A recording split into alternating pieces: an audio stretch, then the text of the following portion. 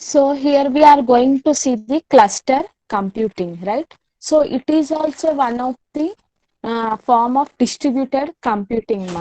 So here we are going to see cluster computing. I think everyone know what is the meaning of this cluster, right? Cluster means group of computers are going to be working together. Okay. And computing means already its ability is to solve a problem, right? So here we are going to see the cluster computing, right? What is this cluster computing means? First of all, it is a type of a computing in which a group of computers are linked together so that they can act as a single entity. Okay. Groups of computer, okay, they are going to be linking together and they are going to be acting as like a single entity, right? And it is one of the technique of linking two or more computers. Two or more computers, they are going to be linking together into a network, and usually we are going to be using with local area networks, that is LAN, right? In order to take the advantages of this parallel computing, power of those computers also. So it will be a power of those computers also. So we are saying that cluster computing, it is a form of a distributed computing, and cluster computing is similar to the distributed computing, as we have discussed, that set of processes connected in a form of network and perform a task, right?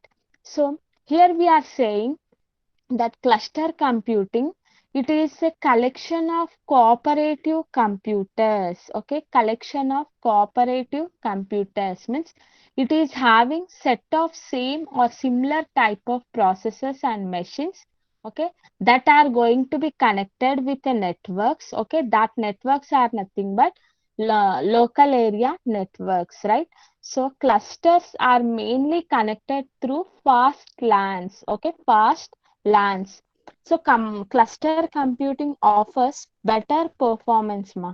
So whenever we are doing anything, okay, any applications or informations we are getting, okay, at that time their performance will be a super speed, and it will be a more than speed will be provided than conventional distributed computing, right? So here distributed computing means group of computers. See in the diagram, these all are the group of computers, okay? Whatever the computers or the systems or the machines are there, they are going to be forming as a one group, okay? That one group can be called as a cluster. Means if I want anything, okay, if I have, means what they will be doing means they will be sharing with each others. They will be sharing with each other and they are going to be working independently. We can say that cluster computing are either a loosely coupled or a tightly coupled. They are going to be working independently or a dependently. Dependently, in which case means whenever they need memory or a network or any informations from this, okay, at that time they will be dependent on that and they are going to be utilizing, right? So cluster computing means here all the same set of similar types of processes will be there or the machines will be there. They are going to be connected with some local area networks, okay, fast local area networks, and these individual computers or a class in a clusters can be called as nodes, okay. These all are the nodes and together they are going to be forming as a group. They are known as clusters, right? So together they are going to be solving the larger problems and they are going to be sharing the resources, networks, processors, memory. Okay, these all things they are going to be sharing with each others, right? So whenever these all individual nodes are formed as a group, okay, if they want to interact with each other, okay, if they want to interact with each other means they have to send a message, okay, I want to interact with you, okay, then this node 1 will be giving a permission to the node 0.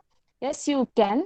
Okay, after the acknowledgement of that node 1, again this node 0 will be sending the information and node 1 will be giving the acknowledgement. Okay, like this they are going to be interacting. Okay, means they are using some message passing interfaces also. Message passing interfaces also means, for example, have you heard about handshaking mechanism? It is in TCP, in CN, right? In that, what we'll be doing means, here, if I want to interact with one node, okay, if I want to interact with the one node in that group of the nodes, first of all, I need to send a message. Okay, I am so node 0. Okay, I want to interact, I want to exchange some information. Okay, like that you have to send a respond to the other node. Okay, once it has been checked, and it will be replying to you. Okay, it will be giving the acknowledgement, then after that acknowledgement only you are going to be passing the information or sharing the information. Means, here in this handshake mechanism, mainly means, we are every time, if I want to interact with the n number of nodes in that particular cluster group, every time I have to introduce myself. Okay, I have to introduce myself and I have to take the permission, then I can exchange, or I can use their resources. Okay, or I can use their resources every time. Here, not only one or two nodes will be there in this cluster, there are n number of nodes will be there in this cluster. At that time, every time I can't introduce myself to all the nodes if I need any service or any resources, right? So this will be the main drawback, right? This will be a major problem. So here, whenever if I am having n number of a system, means every time I am unable to introduce, right? So if we are avoiding this handshake mechanism, okay, then the performance will be improved in this cluster computing. If we are avoiding that handshake mechanisms, okay, so definitely the performance will be improved, right? So here in this cluster computings, okay, whatever the different machines are there, okay, nodes, okay, these nodes are there, so they are using some Linux operating system, okay. So whatever the computers or the nodes present in this cluster, it should consist of a same configuration. Okay, why? Because home directory will be there. So here, to avoid the problem of handshaking, means every time I have to introduce and I have to send a message to all the nodes if I want their services, means that is a time consuming process, and it will become more complexity, right? It will become more complexity. So to avoid this, here one facility was introduced, right? So here we are using some Linux operating system. Okay, so key pair, okay, key pair systems we are using. In this key pair, it is going to be generating two keys, one is public key and second one is the private key, right?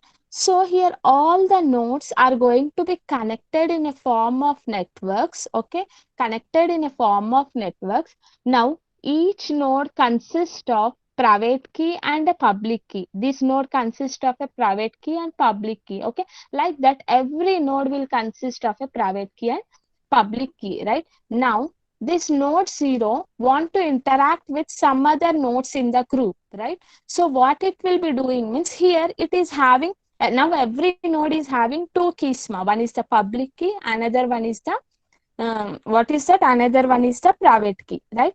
So what the nodes will be doing means, they are sharing their public keys with all other the nodes which are present in this clusters, right? So now here every node knows the what is the public key of the other nodes and other users, right? So they are not going to be sharing the private key. So whenever this node 0 or node 1 want to interact with node 2, okay, it is not asking or introducing itself that I want to exchange a data or want to utilize. Okay, simply it will be using its public key and sharing the information. Okay, sharing the informations, and they can easily, means here time will be safe, right? time will be safe, and every time no need to ask sorry, every time no need to ask for each and every machine for the permissions, right? So here we are using SSH, secure shell mechanisms, right?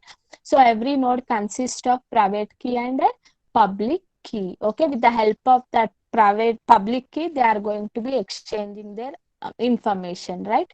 So here we said that they are using some common home directories, right? Whenever they are going to be passing any information, means here every node should consist of same configurations. If they are using Linux operating system, means all system consist of same configuration. Then only common home directory, means here with their public key, common public key, we are going to be introducing with, we are going to be sharing, or we are going to be passing our messages with each other, right?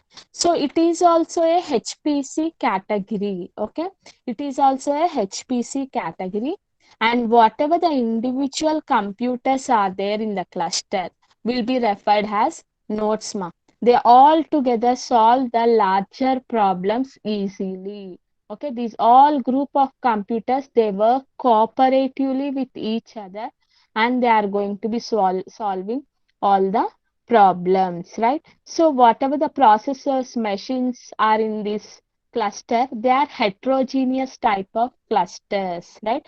Heterogeneous type of clusters. So simultaneously here we are having some advantages and disadvantages, right?